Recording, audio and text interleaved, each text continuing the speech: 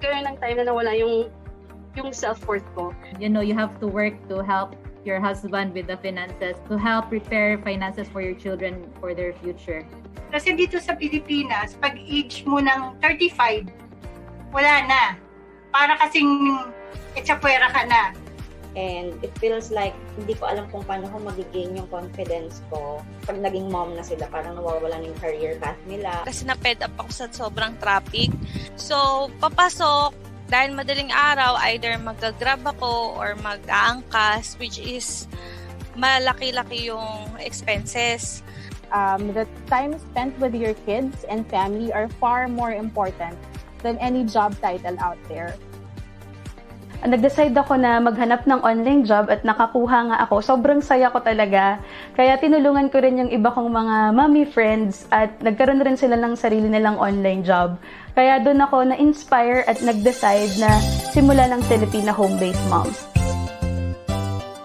FHMoms community was created for mothers, for single women, for women professionals and entrepreneurs, for women overseas Filipino workers, for differently abled women, and even for young at heart women. FHMoms is a women community. Nung nagsimula yung FHMoms, hindi ko in-expect na ganito ka magiging malaki. Ngayon, meron na kaming more than 250,000 members nationwide. Dati, ang tingin ng mga tao sa amin, community lang. No? Ngayon, social enterprise na kami with different projects na tumutulong sa mga kababaihan. We have free webinars about freelancing, entrepreneurship, parenting, and personal growth. We offer online short courses as well as mastery courses with trainers' 1-year support. We also run a scholarship program and an internship program. We also facilitate charity activities where we are joined by community members as volunteers. Job matching program is something they can also look forward to, as well as e-commerce program. And to celebrate motherhood, we also have online bootcamp for kids. We also have the computer rent-to-own program for members who need assistance in acquiring a computer set. Aspire to be a strong-willed, independent woman. Mas gusto kong maging productive at saka naniniwala ako sa continuous learning. Inspire other women. Everyone was uplifting each other. Everyone was trying to help each other. In this world, you have to be more kind. You have to be more helpful because everyone is fighting their own battles, and you have to understand, you have to empathize, and that is what FHMoms is doing with all the moms out there. Even if you're not a mom, you would feel welcome. Empower each woman to be in their fullest potential. And most importantly, Mommy MK and the team model humility and generosity. Talagang ito yung very evident, which impacted me the most. So it gave me the desire to share freely to others what I learned freely from the FHMoms community. And I've always loved the community, the motive of the community, that is to change the world one mom at a time. Good job, FHMoms. Aspire, inspire, empower. Nothing is stronger than a community of women lifting each other up. To be among women who have genuinely tried to help people. This is something that I feel passionately about, and then this is something that I saw in FHMoms. God is good. Kasi parang naturo sa akin itong FHMoms na pinakita sa akin na kahit nasa bahay ka, kahit nag-aalaga ka ng anak mo, it won't stop na dun ka lang. Yun lang yung pwede mong gawin. Without this community, I'm not here in this situation. So, FHMoms po yung nag-guide and nag-mold sa akin to be the best working at home mom I could ever be.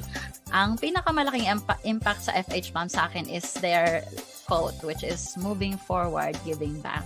That's the very essence of FHMoms eh. That's what I like about this group kasi we encourage and inspire each other to keep dreaming, to chase our dreams. It's actually a big impact kasi if you are losing hope and wala ka ng gana and all, but because of this page, mapapasana all ka. Dahil sa online job, natupad ko yung mga pangarap ko at Ang pinakapangarap ko na lang ay matupad yung pangarap ng lahat ng mga mommies. Huwag tayong titigil na abutin lahat ng mga pangarap natin, masipagan pa natin at huwag tayong susuko. Kaya kung feeling nyo hindi kayo techie, feeling nyo hindi pasok ang edad nyo para dito sa online freelancing, huwag nyong iisipin yon kasi sobrang daming opportunities ang pwedeng ibigay sa inyo online. At nandito ang Filipina Home-Based Moms para suportahan kayo. Para sa mga naghahanap ng online job at gusto ring matuto pagdating sa online business, you can join Filipina Home-Based Moms Facebook group. My name is MK Bertulfo, CEO and founder of Filipina Home-Based Moms, and our goal is to change lives one mom at a time.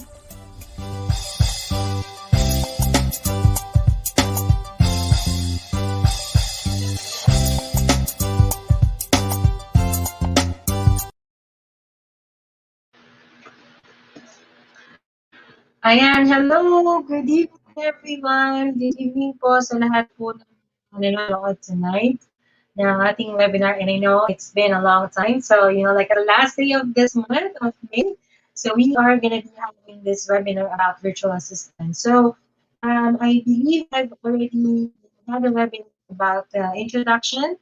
Yeah, like I think the first week. So for today naman, I'm going to discuss one of the most important applications that that are used, okay, by virtual assistants.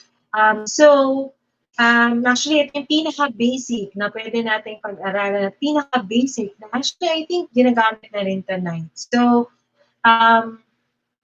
yeah, I hope you learned something. So if you have questions, we can discuss that later on, okay, after this webinar. So let me just share my screen.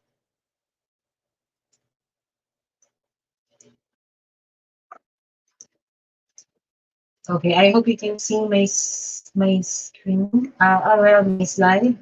Okay, yeah. So for today, we are going to discuss about the introduction to Google Apps. So I think marami nang gumagamit ng Google Apps. Okay, so yun. So kung alam niyo na po,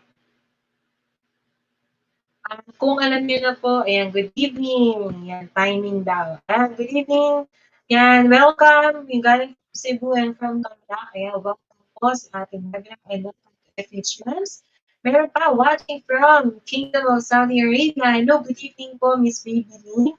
Yun, may mga newbies po pala tayo for tonight. Welcome to FHMoms and thank you for watching this webinar. So I hope meron po kayong matutunan from webinar tonight, and then this will be about an introduction to Google Apps. So bakit ito po yung webinar today?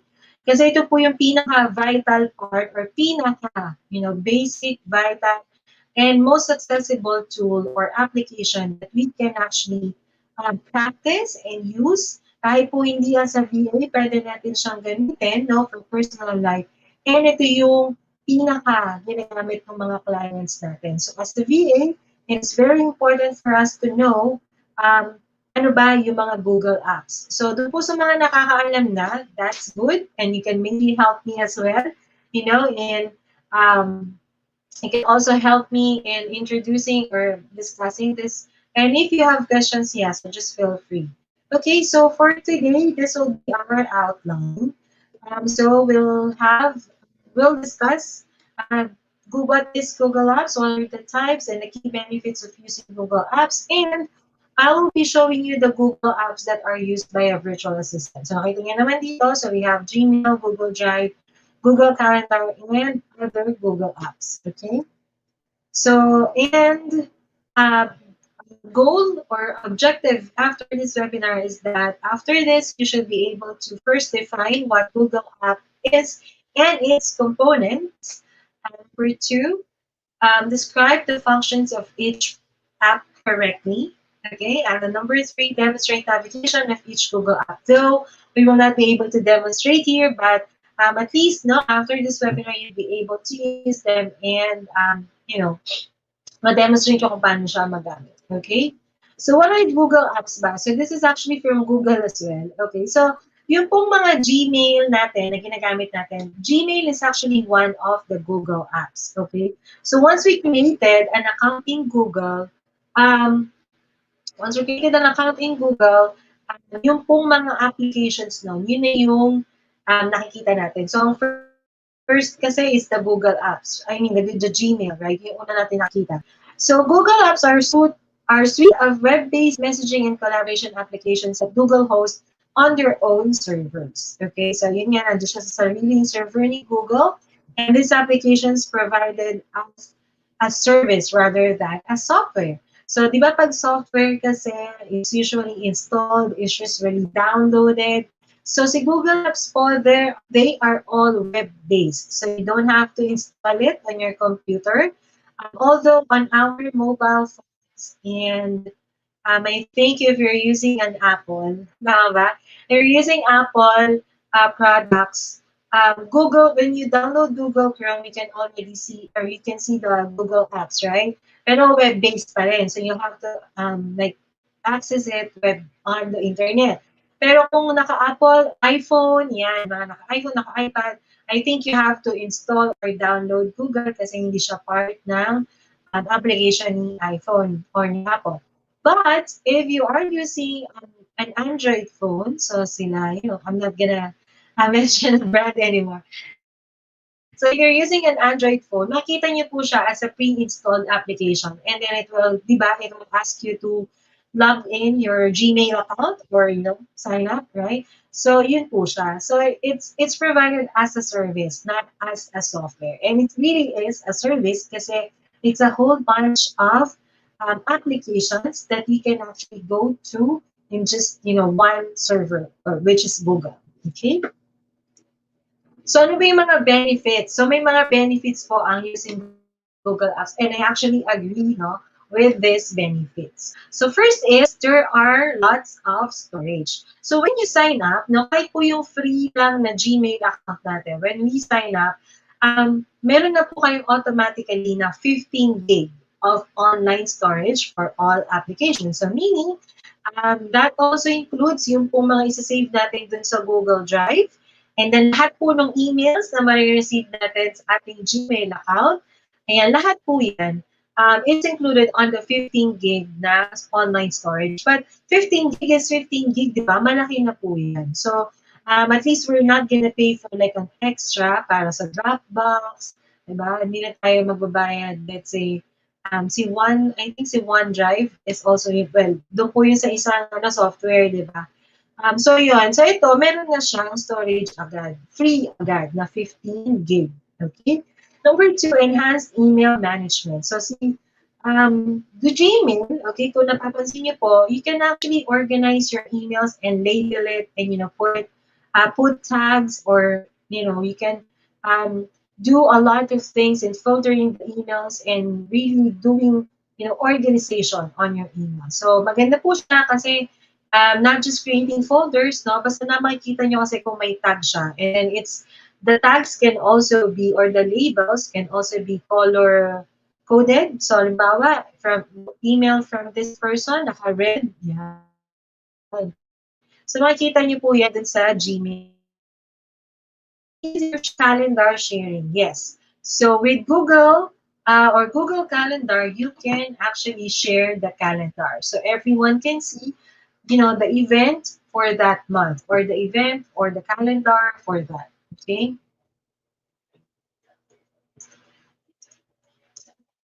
Okay. Ayan. So, meron lang pong link. So, ito, puro link na lang isa-share natin and then, you'll be able to share it with others and make it public. Okay? Number 4, integrated chat. So, ito, hindi mo na rin kailangan lumayo. So, usually, the clients, they use Google Hangouts, okay, which is already on that Google account, right? Actually, on your phone, kung naka-Android po kayo, makikita niyo po siya, meron kayong Google Hangouts chat because that is included on the Google Apps.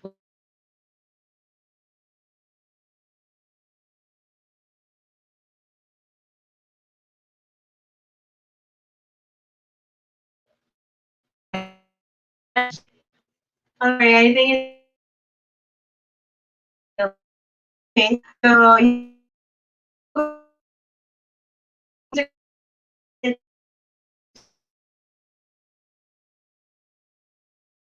oh.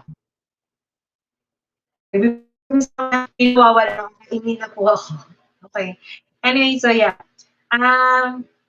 Yeah, it's already there, and you can also see that no, the personal sabi nga dito, chats are automatically saved kasi you can see it, no? Pag napunta po kayo din sa Gmail account ninyo, you can also already see the hangouts on the left side. Makikita nyo doon na yun yung mga chats, no? So, yun. Real-time collaborations. So, one of the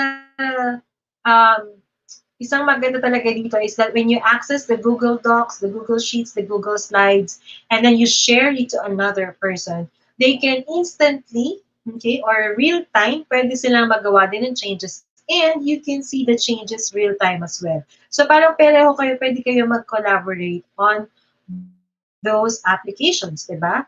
So, yun. So, yun. So, actually, gusto ko po siya, no? Kasi you don't have to attach it on your email as a, document, as a Excel file, or as a PowerPoint presentation. So, if it's just, for approval, mas gusto po yun ni client na nakikita niya, link lang muna, and then you just click on the link, and then makikita niya. So, she can make changes, or kung meron pang i-edit, diba? So, at least hindi siya nagpapabigat ng email, right? Easy access application. So yun nga, super daling i-access kasi it can be accessed through your Gmail account and no need to download or install. Okay, so pwede niyo po siyang i-access on the browser lang. Okay, so ito yung mga Google apps na used by VA. So maybe I think it will be more effective if I'm going to share, if I'm going to share like a Gmail account. So sige, let me just stop sharing. And then let me just show you like a Google account na lang talaga.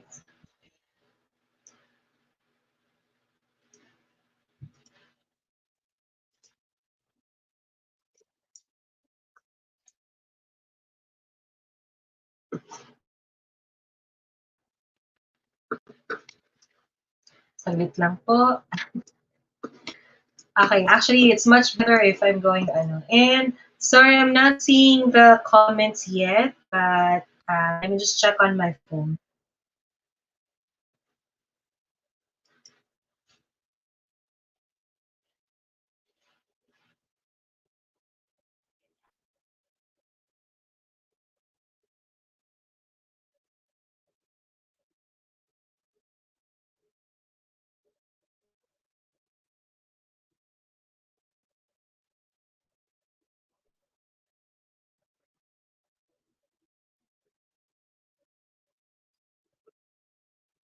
Ay, sorry na. Okay. Yeah, I think it's this one. So, hopefully, ito yung share ko. Yan. Okay. Hope nakikita niyo po. So, this is an example of the Google account. Diba? When we create a Google account, ito yung una natin makikita. So, syempre, kasali sa browser, right? Ito yung browser na sinasabi natin. Ito po si Google, right? And then, this is our account. So, makikita niyo po ito yung Google account natin, right? And then, so, ang pinakaunang lumalabas ito is si Gmail. So, when you click on this, so ito po yung isa sa mga apps na ginagamit ng VAs, right? Even with their clients. So, ito po si Gmail. Ayan. So, huwag niyo na po pansinin yung mga makikita niyo po dito, okay? So, yeah. So, this is Gmail. And as you can see, meron po tayo dito itong square na to. This is where you can see the other Google apps. Okay? Dito niyo po makikita yung ibang Google apps. And I know you're familiar. So, si YouTube po is also part na ng Google or ng Google account natin. So, nandito po siya. And then, this is our Google Drive. So, si Google Drive po ay yung online storage natin, okay, where you can store photos, videos, files, and any, lahat po ng files pa na gagamitin natin. So, dito po siya. And then, so yan, pakita ko lang, medyo mabagal pa sa po kayo. So, all places for all your files, as you can see, meron din tayo, nandito na yung mga ano natin, di ba, yung Google Docs, Sheets, and slide, and then you can also upload yung mga MS Office na files in your Google Drive. So, actually, ito niyo po siya makikita. So, ito po yung iba pang mga applications within Google Drive. So actually, when you open, one of the documents, it automatically saved in the Google Drive. Okay? So ito po siya. So again, that's one. And then another na pinaka-importante po na ginagamit ng VA ay si Google Calendar. Okay? Kasi dito po sa Google Calendar, this is where you'll see the appointments, the events of your client. And sometimes, kung talagang parang PA type po kayo or admin task po yung ginagawa ninyo, you will be the one to manage the calendar and, like send calendar invites, create another calendar. So the good thing here with this Google Calendar is that you can actually create another calendar. Okay, you can create another calendar aside from creating an event plan. So ito po, when you click po, add another calendar so you can create new. And then, hindi lang siya basta itong calendar na to is for the emails. So you can create, let's say, pwede po itong gamitin for, scheduling of posts or yung mga events, diba? Or yung mga video na sinasend na in-upload every day. So you can actually use this, okay?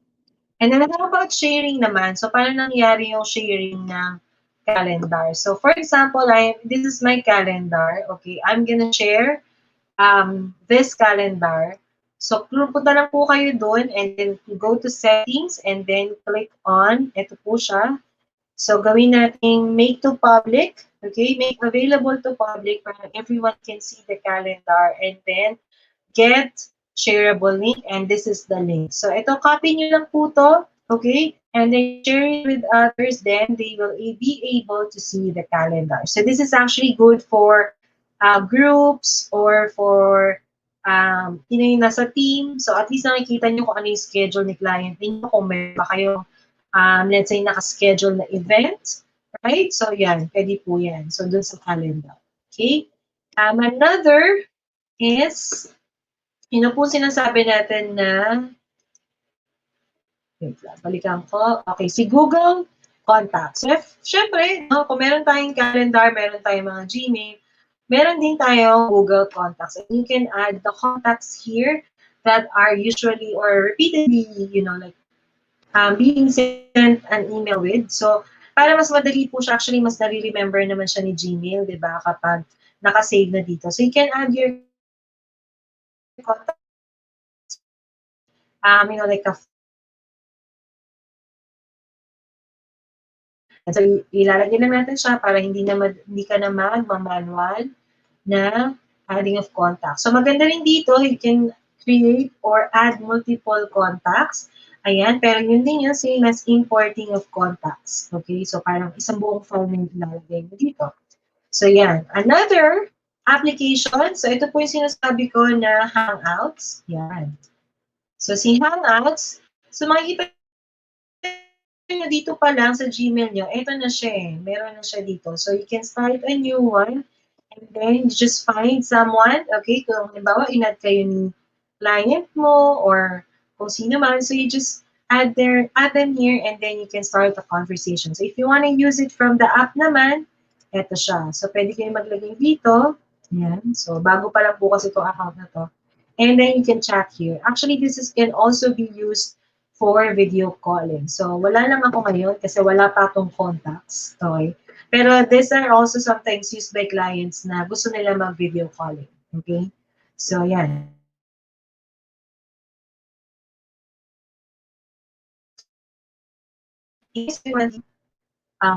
Ito.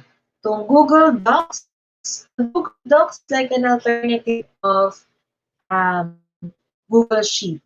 Okay? Google Sheet. MS Word. Yung palang ibig sabihin. Okay. So, yan. Google Docs po, same as MS Word. So, pero maganda po dito, no? So, you can create. So, pareho po sila ng features pag nakita ninyo. Okay? Pag kinompare niyo po siya. Pareho lang po siya.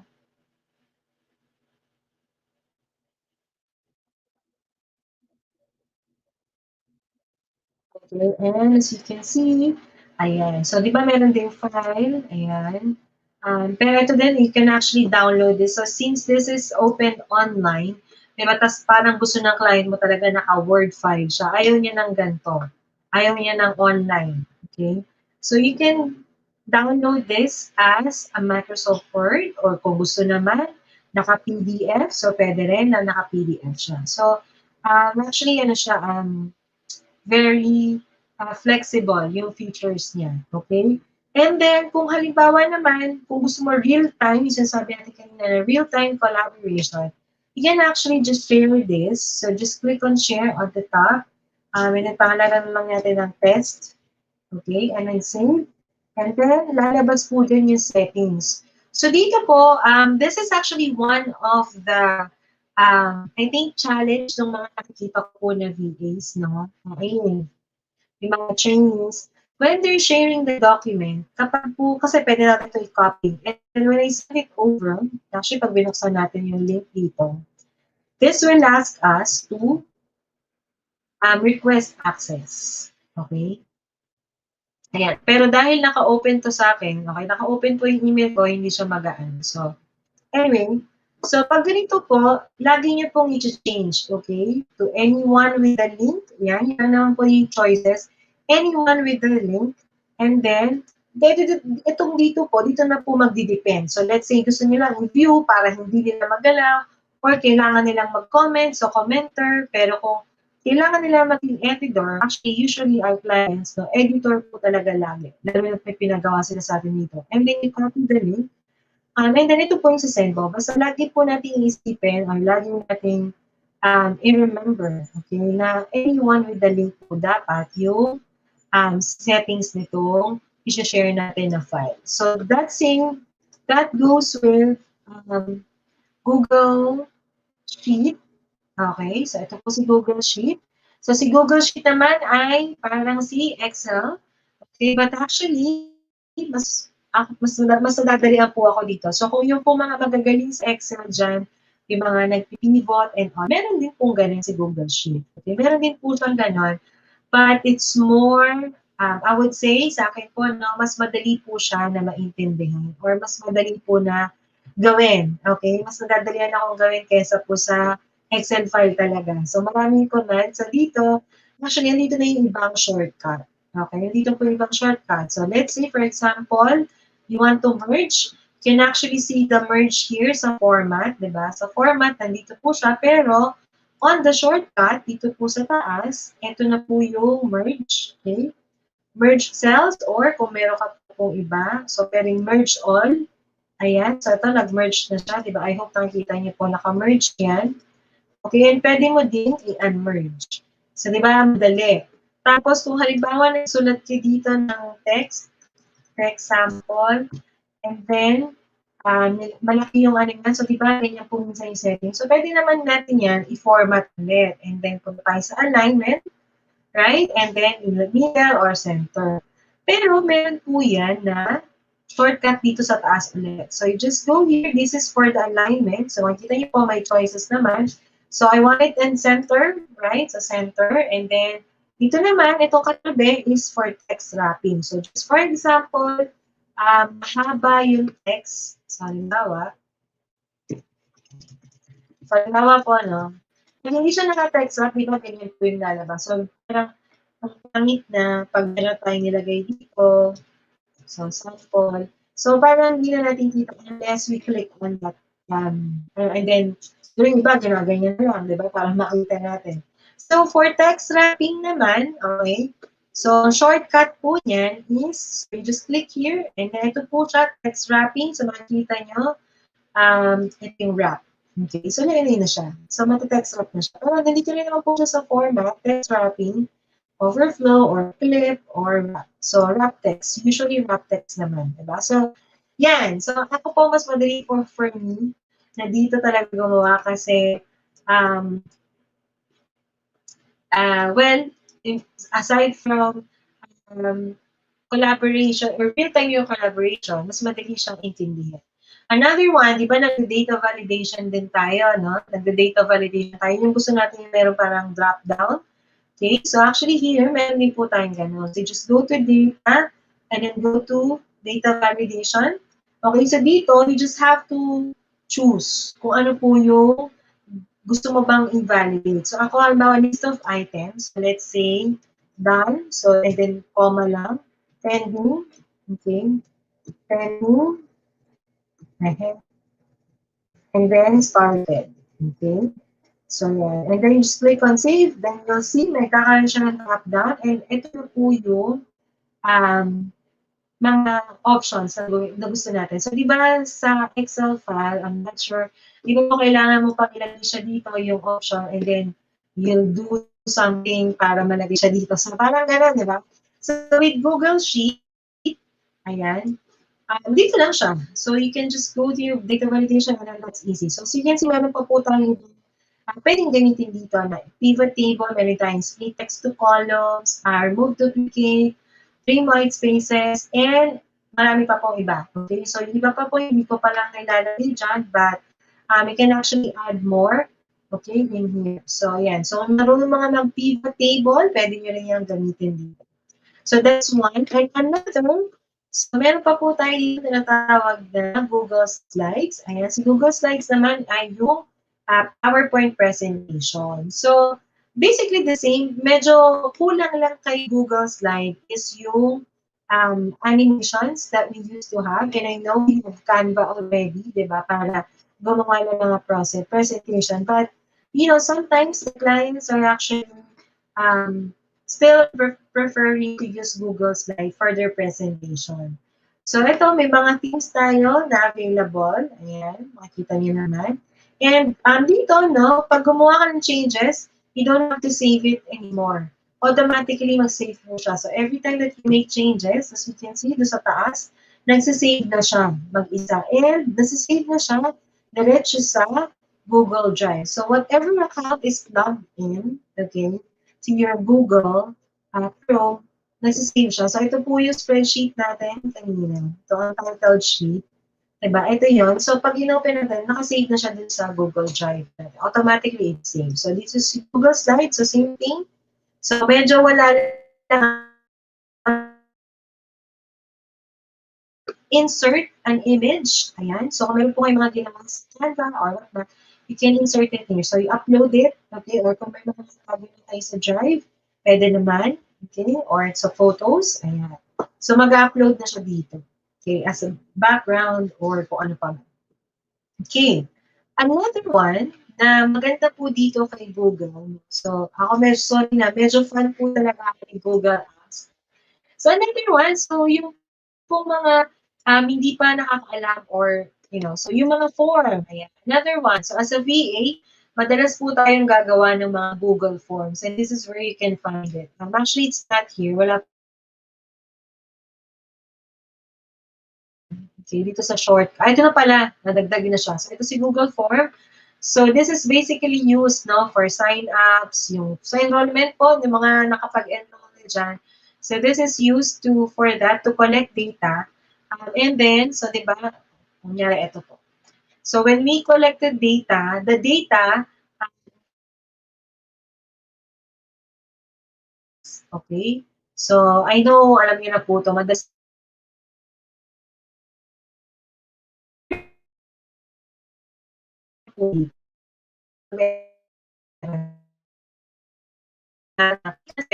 to collect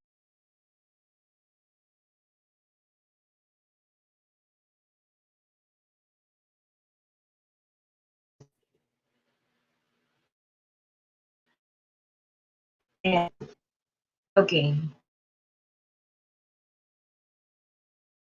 Actually, alam niyo po gumawa nito kasi usually clients asking us to do this. Tayo yung gagawa ng Google Form. Okay. So, another one po na wala po dito na pwede rin natin gamitin, no? And I was actually amazed when I saw this is mga yung applications natin, right? Si Docs, si Sheets, si Google, click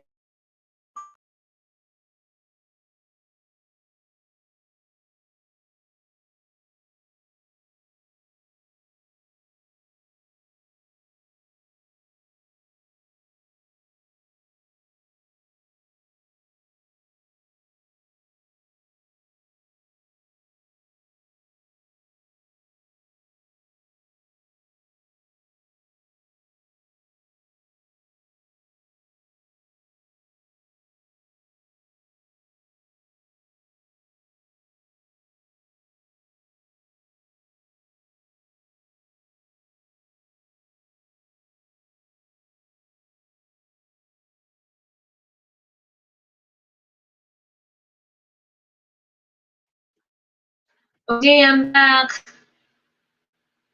Ano ba yan? Kakaloka.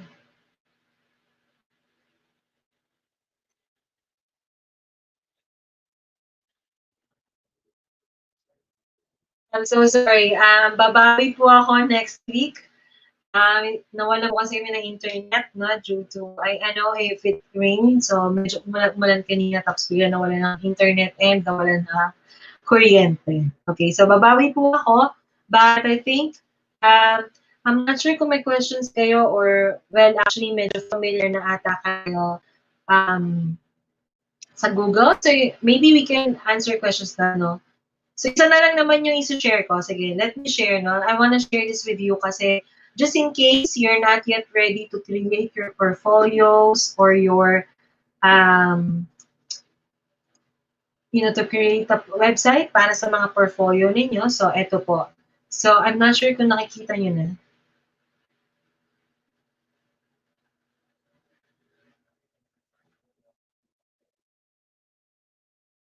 Ayan. Okay, so ito po, ito yung tinatawag natin na Google Slides. I mean, Google Sites. Okay, Google Sites. So, sorry. Magkatunog po kasi. Google Site. So, si Google Site, ito po siya. This is actually, like a website. Okay? The website po ito. And then, medyo limited nga lang siya, pero you can already create your simple website here. So, ito yung mga themes na pagpipilian natin. So, as you can see, very simple lang, right? So, ayan. And then, meron tayong pages din. So, let's say, this is our home page.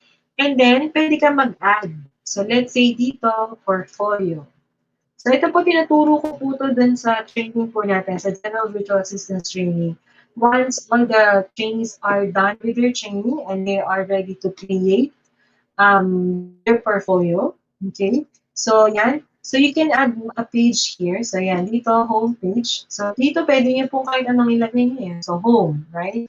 So, dito yung home page and then you can add yung mga contents dito. So, yeah, may mga choices naman po. So, if you want to put text box, okay, text box. So, let's say welcome. So, yan. And then, you just add more. If you want to put an image, pwede rin naman. Okay, so, ayan. Or you can also get some layouts in here. So, yan. Click lang po yan. And then, ito, pwede. Gusto mo ba, image ba? Select an image and then you upload it on your Google Drive. On your Google set. So, parang ang dilim ko dun sa eh. Hindi naman ako, sorry. Ang likot ko. So, anyway, so yeah. So, this is a very simple Google site that actually, meron na po akong nakitang business na gumawa nito. So,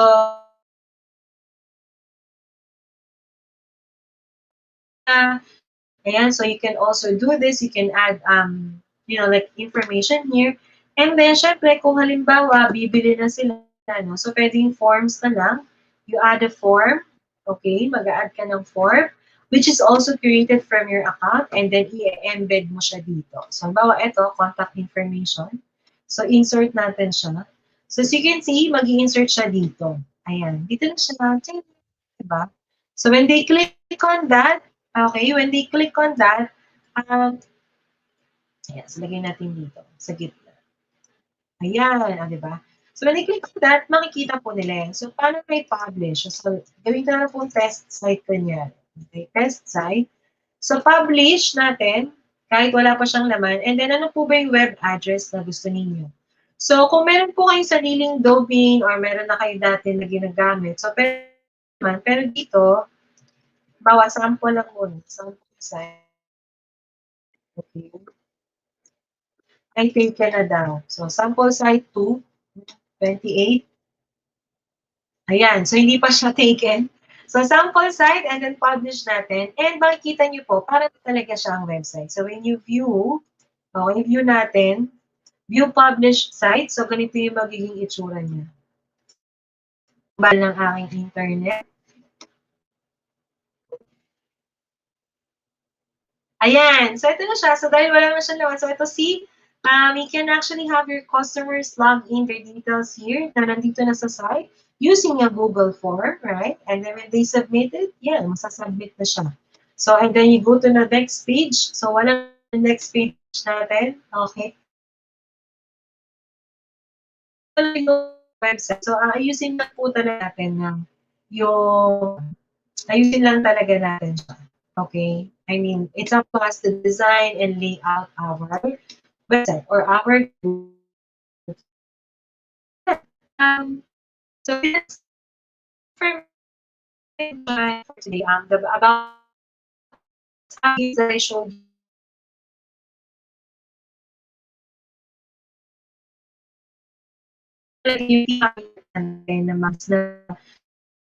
We can easily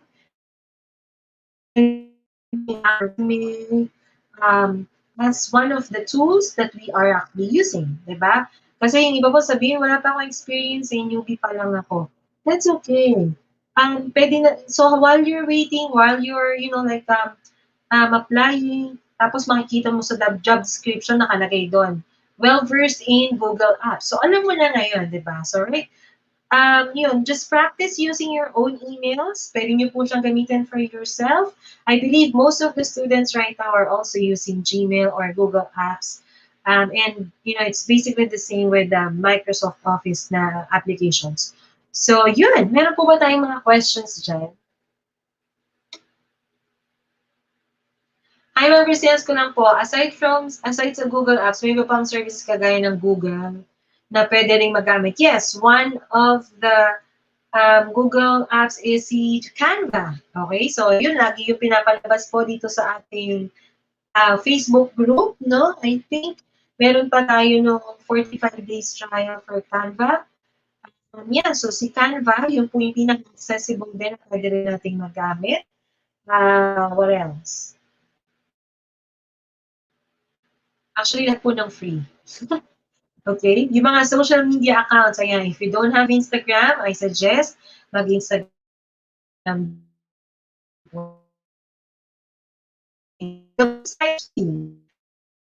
Pero, name or you're gonna add a domain for your website. You have to pay domain. Pero si Google site po, libre lang po siya. So, publish nyo, without a domain name, yung domain name niya is magiging site.google.com your name. So, pag may domain name, hindi na po siya libre. May bayad po yung domain. Any other questions, Selena? About portfolio, ano po pwedeng gawing topic or ilagay dyan? Testimonials. Well, for your portfolio, you can actually use accomplishment you have from company.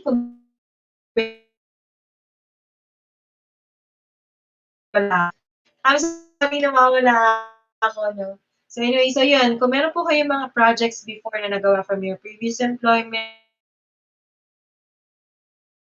actually the portfolio is just about your work experience and accomplishments you have.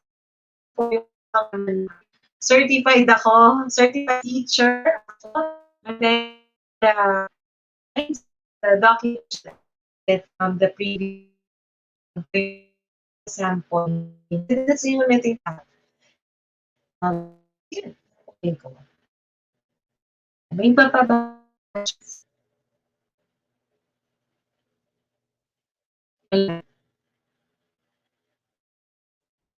See?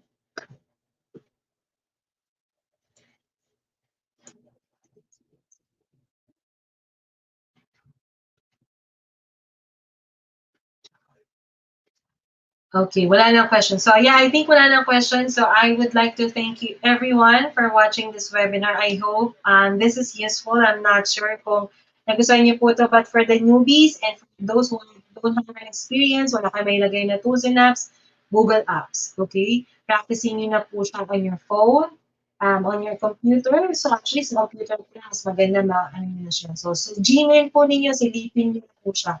Nandun lang po siya. And para po sa mga nagtatanong, I believe we have closed the enrollment already for the GBA course, and we are going to start the first session on June 7, Monday, no, next week. Yeah, okay. So we're going to start next week. And then, so yun, I'm not sure kung mag-open sila ng enrollment for July, but all the other enrollees or yung mga ganun po sa GBA, thank you so much. I'll see you all next week. I'm so excited to meet you all. So para po dun sa mga hindi pa nakaka-enroll and medyo nag-iisip pa po kayo, don't worry. We'll have another of virtual assistant. So this one is like, the monthly thing that we're doing with our webinar. So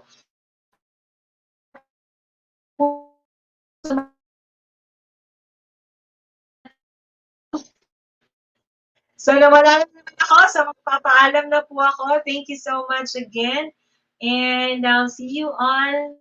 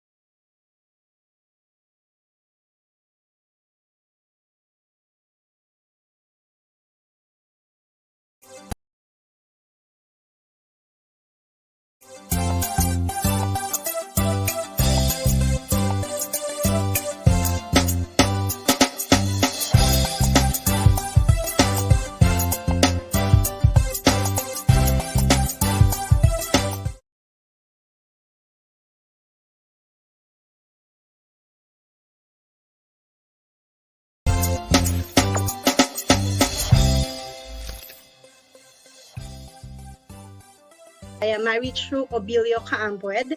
I am turning 40 next month, and I am from General Trias, Cavite. Some materials, what I love about it is that it is well prepared by the trainer itself. So, yung objectives were clear and the lessons were well aligned to the objectives. So, I am sure na yung gusto niyang matutunan namin as students are all there, and it is well outlined actually kasi dahil teacher ako by profession, alam ko yung technicalities of it, and she know her craft. Yung alam niya everything about it, so she really taught us every detail of that we need to know. She even prepared us dun sa mga interview questions, how we can get client immediately, ganyan. So, hindi lang siya about the craft. And what I really love about her is she taught us with the heart. Never kong pinagsisihan na sa FHMom ako nag-enroll, that I took the e-learning from FHMom. Kasi from the community to the lesson to the trainer, sobrang mararamdaman mo yung support. Yung e-learning ni FHMom speaks ng sobrang truth about the community itself. Kung ano yung nakikita mo sa FHMom community page, ganun yung mararamdaman mo during the lessons. So, hi, my name is Cherise Ann Sainz, and I'm from Tondo, Manila.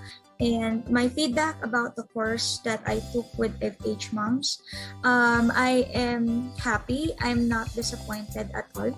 I'm actually glad that I took the chance because I learned a lot of new skills under this course. Our training is very accommodating na kahit anong oras ka magtanong, she will answer you and will enlighten you on how to do the task. The tools that we have are easy to access and understand. So yung mga beginners, hindi talaga kayo mahihirapan.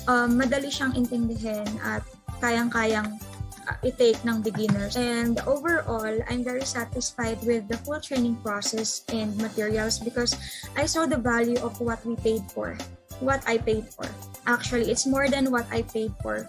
Kasi aside from the learning materials, I learned new skills.